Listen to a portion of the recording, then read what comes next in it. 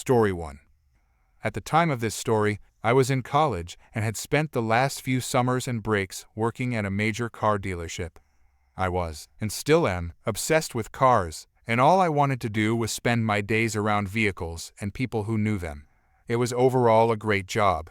First, I was a washer, then a parts stock boy, detailer, delivery driver, mechanic's assistant, and eventually, I was doing a mix of all the jobs since I knew the place and how things worked. On this particular day, I was driving. There was one customer, Marge, who seemed perfectly fine at first. Marge and a separate couple had dropped their cars off very early 7 a.m. and needed rides. The couple just wanted to be dropped off at their place, which was only a few miles away, while Marge needed to go into the nearby major city for work, which was about 20 miles away. Upon starting the shuttle van, I asked my usual question. "What kind of music do you all like?" Instantly, the guy from the couple said, "Oh, put it on K whatever, we were rocking out on the way over." Without any comments from the others, I obliged. After some conversation with the couple about Springsteen and 80s rock, I dropped them off and carried on. Marge had been mostly quiet up to this point, only saying where she was going and what time she needed to be picked up in the evening. Duly noted. As we got closer to her destination, she became visibly agitated.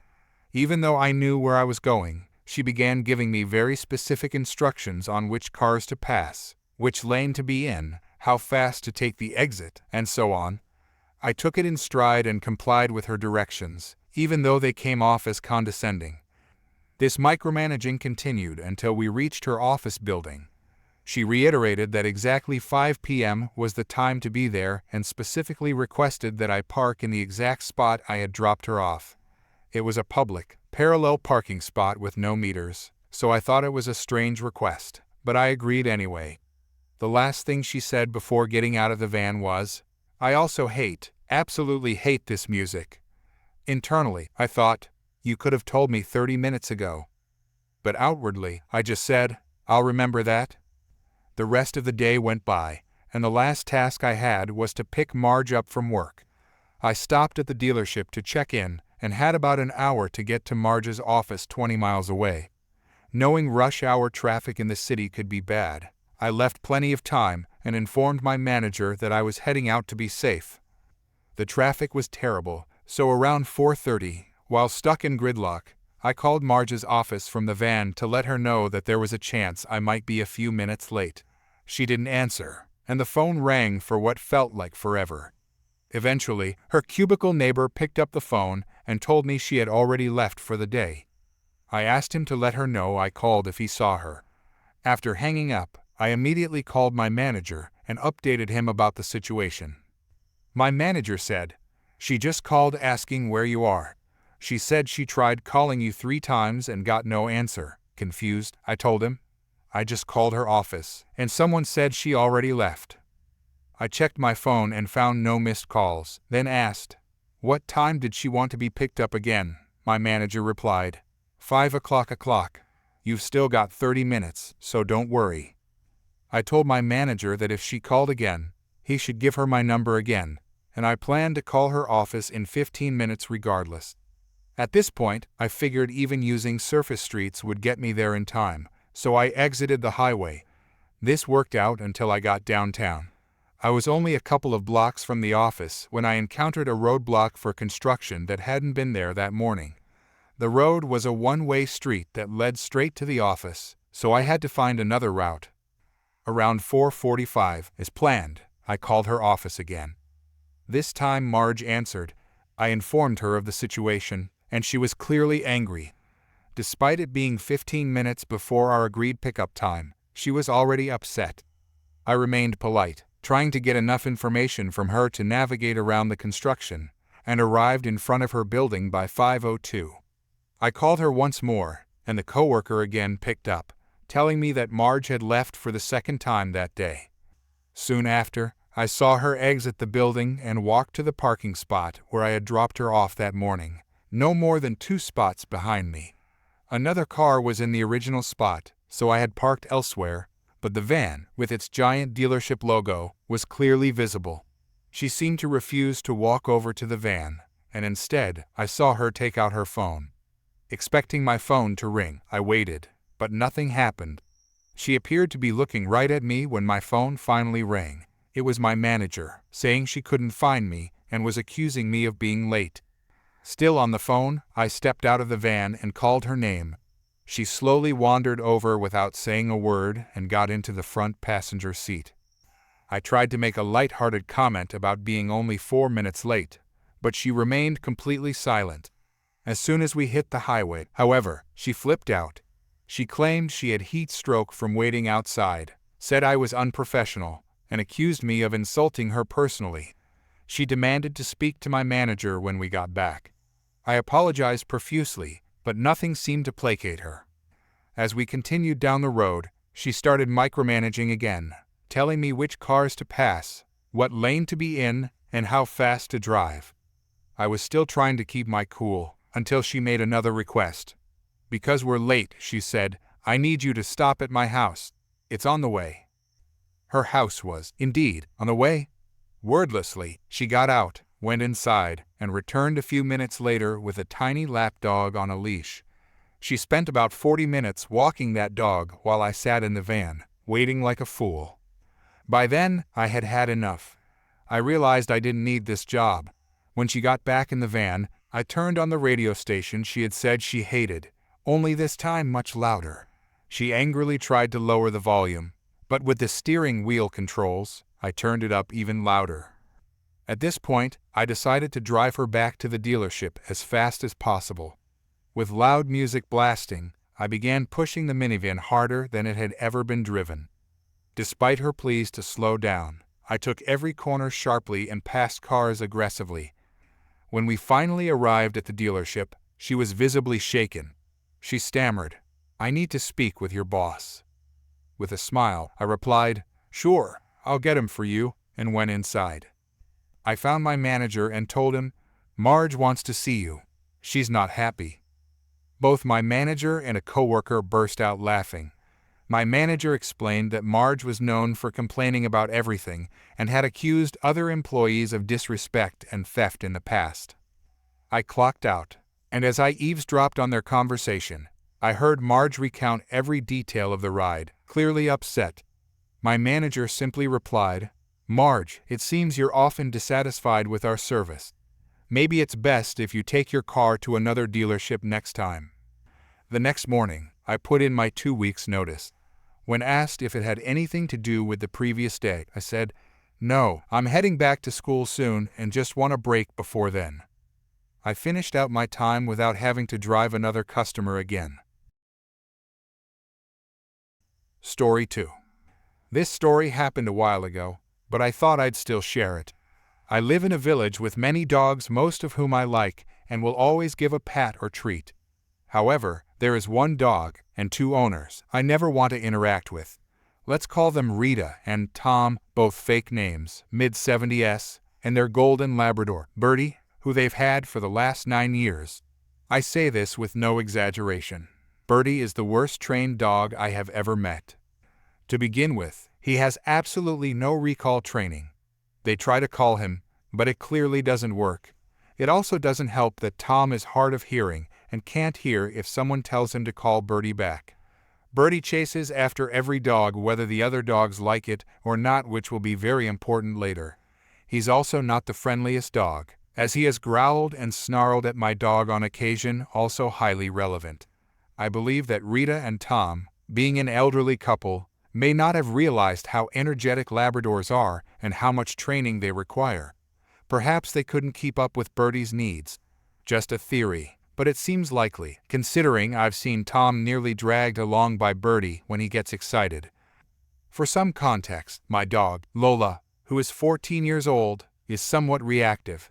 Important to note, she does not bite other dogs. She just snaps at them to get them to back off. She's improved around many breeds, but she is particularly wary of Labradors. This is probably due to having had to protect our other dog from a mean Labrador neighbor at our old house. Even though she's reactive, I always do everything I can to avoid a messy situation. I put Lola on a leash immediately when we see a dog she doesn't know or like, and I try to distract her with a treat. before anyone asks. We've tried training classes multiple times, but they didn't work, so I rely on these methods. When I think another dog will run up to Lola and get in her face, I politely ask the owner to either put their dog on a leash or distract them for the 30 seconds it takes to pass each other. Most owners usually oblige and let their dogs off the leash once we've passed. But there's a small, stubborn group of people, like Rita, who refuse, claiming their dog has every right to roam where they like, aggravating my dog in the process. This particular day, I was in a field near Rita's house when I saw her and Bertie approaching.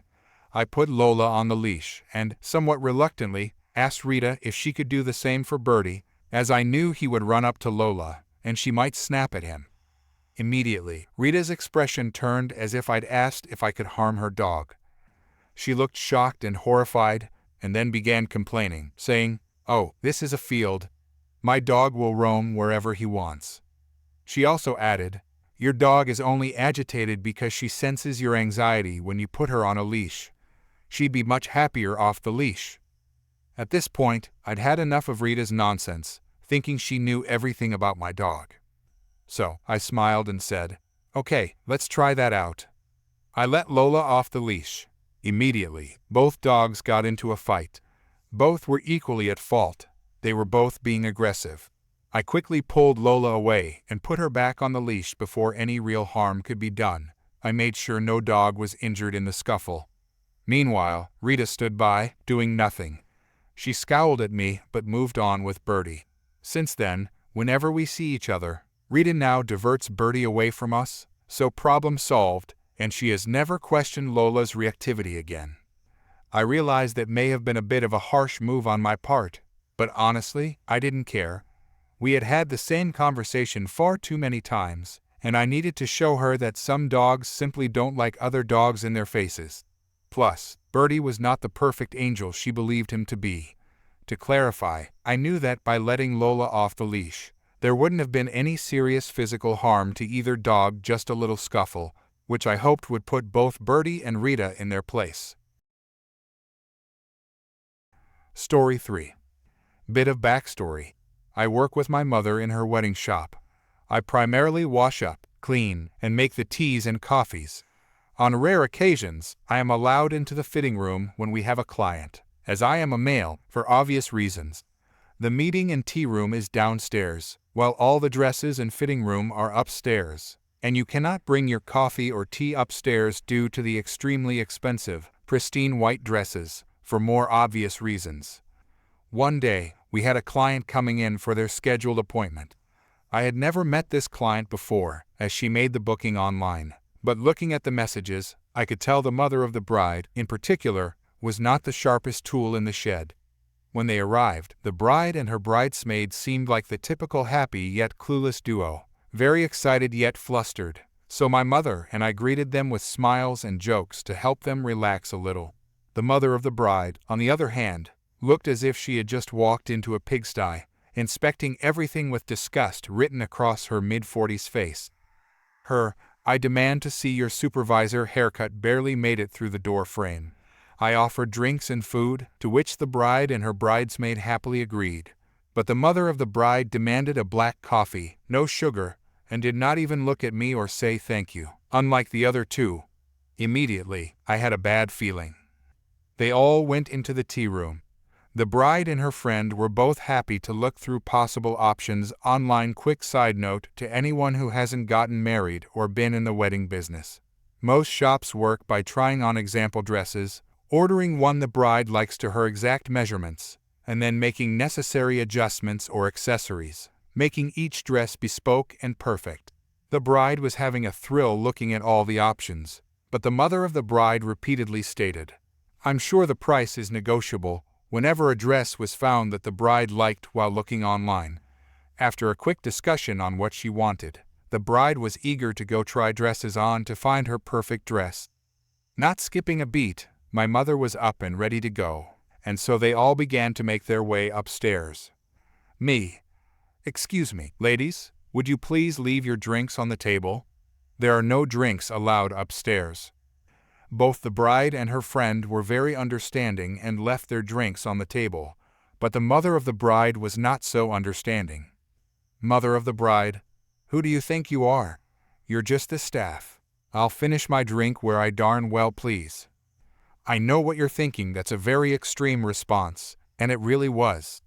I was stunned, but managed to find my composure. At this point, my mother and the bride and bridesmaids had already made their way upstairs. Me. "Ma'am, I'm not saying this out of spite. You're not allowed to bring drinks upstairs due to the risk of possible damages to the dresses if you spill any." Mother of the bride, hush up and show some respect to your elders. Before marching past me to the stairs, where I'm not allowed to follow, I stood in shock, a 6'4" rather broad and muscular guy being talked down to by a woman who resembled the boulder from Indiana Jones. I stayed at my station, and my mother told me afterward that although she was confused as to why the mother of the bride brought the drink, she let it slide but kept an eye on her. The mother of the bride apparently, the entire time, had been criticizing the price of every dress the bride tried on, not commenting once on how it looked, saying things like, "That price is outrageous, it can't be worth so much, the fabric is so bad," etc. The bride then tried on a long, silky dress, with lace and silk draping off, making it seem like it was moving like a liquid, one of my favorites. But the mother of the bride was not so pleased. "Mother of the bride, take that thing off, sugar, it looks ridiculous." Bride, "Actually, Mom, I really like this one." Mother of the bride, "Well, how much is it?" she asked my mother. Mother, £2,200. Mother of the bride, "What? You're trying to cheat us. This is nonsense." The mother of the bride then stood up to touch the fabric to prove her point, but tripped on the tail of the dress, pretty much dumping still hot coffee all over the dress. The crash and screams alerted me, and I bounded up the stairs and raced into the room to see the mother of the bride on the floor, so red, looking like she was going to have a stroke, and the bride and bridesmaids with their hands on their mouths in terror, as the pristine white dress now had a black patch all down the side. My mother looked like she was ready to gut the mother of the bride right then and there. Mother of the bride, "You jerks made me trip and spill my drink. I've just had knee surgery. You'll be expecting to hear from my lawyer." No one said a word as we just watched her awkwardly get back up. Mother of the bride, "We're leaving, sweetie, and we're keeping the dress now that it's ruined." My mother was too shocked to respond to that. I was trying to keep my cool, and it was the bride who spoke up. Bride, "Mom, we can't just keep it." Mother of the bride, "Of course we can. They have no use for it, so we might as well keep it now." Her red exterior was now replaced with a sense of accomplishment, almost. They were about to leave the fitting room when they finally noticed me standing in the doorframe.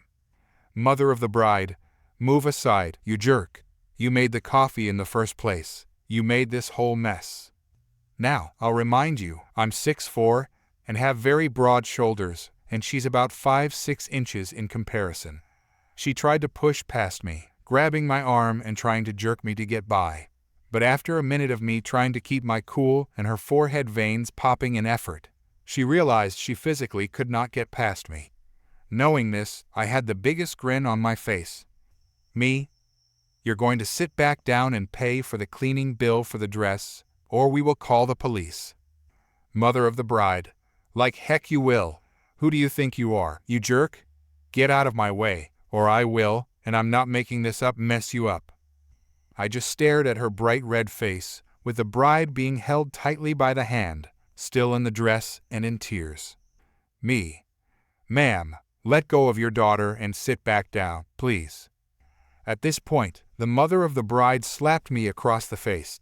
It wasn't the pain, but the shock that stunned me. Mother of the bride, "Now you listen here, boy. My baby is going to have the wedding of my dreams, and I won't let a little jerk like you get in the way of that." She moved to slap me again, and this is where I will probably get some flack, but before she could get the swing in, I slapped her in self-defense. I didn't punch her. I used only the necessary force to defend myself. At the first slap, my mother immediately called the police, and being that the station was just down the street, it didn't take long for them to arrive. In the meantime, the mother of the bride simply stared in astonishment, and, I must assume, fear at the realization that she had just picked a fight she knew she couldn't win and froze. The police arrived, and as soon as they came, the mother of the bride was back at it with the threats and insults before being taken in. The officers asked if I wanted to press charges after we explained what had happened and showed them the footage, to which we all said yes. The mother of the bride had to pay the cost of cleaning the dress, got 3 months in jail for assault, property damage, and apparently 5 other charges with her trying similar things at other wedding venues. We gave the bride a significant discount, as we knew it wasn't her fault for what happened. She was extremely grateful, and we were even invited to her wedding. I'm in the car on the way to that very wedding, 9 months later, which reminded me of this story. Epilogue. Firstly, the child abuse charge was meant for the bride's younger sister. I apologize for not specifying, but my mother followed the case more closely than I did and corrected me. Thank you for pointing that out. Secondly, the wedding was beautiful. It was in a spa on the seafront, and the ceremony happened on the sunbathing platform, with a big glass dome separating the platform from the roaring sea outside. Story 4. I live in a cozy 3-unit townhome, nestled among friendly neighbors who have become like family over the years. We share keys, stories, and the occasional meal or drink. One of my closest friends, Sarah, lives in the unit next to mine. We've grown so close that we trust each other enough to enter each other's homes when the other is away. It's a small gesture of trust and convenience that has always made our lives a little easier. Sarah and I had an understanding. She would stop by my place to grab a soda from my fridge, and in return, she would cook some delicious meals for me and share her stash of drinks during weekend gatherings. It was a fair trade, one that we both appreciated. However, this simple arrangement soon led to a bizarre encounter with an entitled neighbor, whom I'll call Entitled Neighbor for short. Entitled Neighbor lived in a different building, but we all knew her in our little townhome community. She had a reputation for being obnoxious and overbearing, but we were polite to her, mostly out of the desire to keep the peace. Little did I know that her antics would soon disrupt the harmony of our friendly neighborhood. It all began when Entitled Neighbor saw Sarah leaving my house one day. Her curiosity got the best of her, and she approached Sarah with suspicion. "What's going on here?" she asked. Sarah, always honest, explained our arrangement, thinking it wouldn't be a big deal. "Oh, we're friends," Sarah said with a smile. "When my friend's not home, I grab a soda from their fridge, and they enjoy the meals I cook." However, Entitled Neighbor interpreted this friendliness as an invitation to join our inner circle. Without hesitation, she texted me, intending to rat out Sarah. I couldn't help but laugh at the misunderstanding. I replied, "It's fine," thinking that would be the end of it. A week later, Entitled Neighbor showed up at my doorstep unexpectedly. She got straight to the point, asking, "Why won't you give me a key like you did for Sarah?" I had to think quickly to come up with an excuse that would discourage her from entering my home. "Well, it's a safety issue," I said. "I'm the only one with a fire extinguisher, and my landlord won't let me give out more keys." That seemed to satisfy her, at least temporarily, and I breathed a sigh of relief. The truth was, I didn't want her inside my home. I could only imagine what kind of chaos she might cause, especially with her tendency to bring her children along. My house was filled with expensive computer equipment, and I didn't want curious kids roaming freely around it. A month later, I was unloading a bucket of cinnamon-flavored shots when Entitled Neighbor spotted me. She made a beeline toward me, her eyes locked on the drinks. "Hey there," she called out, trying to strike up a friendly conversation. I rolled my eyes, struggling to open the bucket. Eventually, I handed her a couple of shots. "Thanks," she exclaimed. "Love you," I cringed at her words, but I figured it was no big deal. I was just being polite, and we had to maintain a somewhat peaceful coexistence in the neighborhood. Despite my efforts to keep my distance, Entitled Neighbor continued messaging me as if we were close friends. I even found myself occasionally checking on her house when she was away, out of neighborly courtesy, though it was challenging given her entitled behavior. Then one day, I received a phone call from my home security company while I was visiting my mom. The voice on the other end asked, "Do you need the police?" My heart started racing as I realized something was wrong. Roommates and trusted friends had my security code, and they were given 60 seconds to input it correctly. Clearly, something was off. I rushed home, dreading what I might find.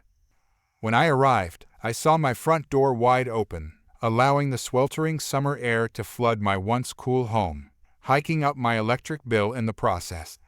Inside, I found 2 police officers standing in my living room, and there was entitled neighbor at my kitchen counter, acting as if she owned the place. With a disturbing casualness, entitled neighbor declared, "Here she is. She lets me into her house. We're best friends." I was in complete shock. Apparently, entitled neighbor had gotten the garage door code to Sarah's house, and during one of her unauthorized visits, she found my house keys. Unbelievably, she had the audacity to take my belongings while I was away, acting as if she had every right to do so. Even worse, when the alarm went off, she hadn't bothered to call me or make any effort to leave once the police arrived. The entire situation was surreal. I couldn't fathom how someone could think it was okay to invade my personal space and break into 2 homes, as if it were some casual activity. The police had taken 8 minutes to respond, leaving me wondering what entitled neighbor had been doing in my home during that time. I wasted no time pressing charges against her. It wasn't just about my personal belongings, it was about maintaining a sense of safety and security in my own home. To make matters worse, my city fined me $100 for having an unregistered alarm system. Frustrated, I paid the fine and left the bill on entitled neighbor's doorstep as a symbolic reminder of the consequences of her entitled behavior. The days that followed were filled with disbelief and anger. How could someone feel so entitled to someone else's property? This question lingered in my mind as I prepared for the court case against entitled neighbor. When the day of the court hearing arrived, I sat in the courtroom, waiting for the proceedings to begin. Entitled neighbor shuffled in, looking nervous and much less confident than when she had invaded my home.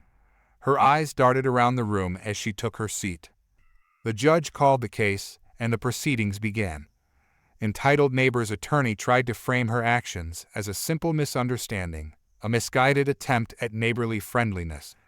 But as I recounted the events that had taken place, the judge remained unconvinced. "You broke into 2 homes," the judge remarked. "This goes far beyond a misunderstanding. It's a violation of trust and privacy." Entitled neighbor's attorney argued that she had genuinely believed we were close friends, pointing to my polite behavior and occasional gestures like sharing drinks. However, I explained that these actions were merely acts of neighborly courtesy, not an invitation to invade my home while I was away. As the trial continued, entitled neighbor's confidence faded. It became clear that her entitled mindset was falling apart under legal scrutiny. The judge ultimately ruled in my favor, and entitled neighbor was held accountable for her actions. Outside the courtroom, entitled neighbor approached me with a look of regret. "I'm sorry," she muttered, seemingly remorseful. I nodded in acknowledgement, but I knew the damage had already been done. In the end, entitled neighbor paid the price for her behavior, both legally and in the relationships she strained with her neighbors. Our once friendly neighborhood would never be quite the same, but perhaps it was a necessary lesson in maintaining boundaries. As for Sarah and me, we continued our arrangement, but with a greater sense of caution.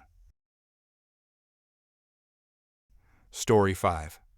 Back when I was in college, a buddy of mine and I would go to Buffalo Chicken Wings night every Monday at a local spot.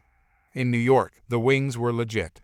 Even the so-called suicide-level hot wings weren't too bad, mostly just drenched in Tabasco sauce.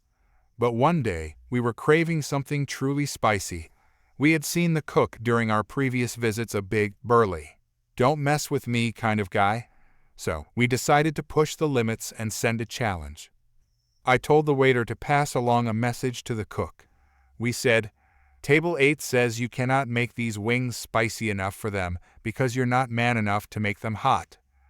Of course, the waiter refused at first. So we slipped him $10, which was a decent amount back then, and told him, just blame us. Soon, a pitcher of cheap beer and a dozen wings each arrived. They smelled spicy, and we were excited. We each took a bite of one wing, and instantly, we had to down our entire 16-ounce beers, because, wow, how did the cook make them this spicy on the spot? We managed to finish the first wing, and that pitcher of beer was gone in seconds.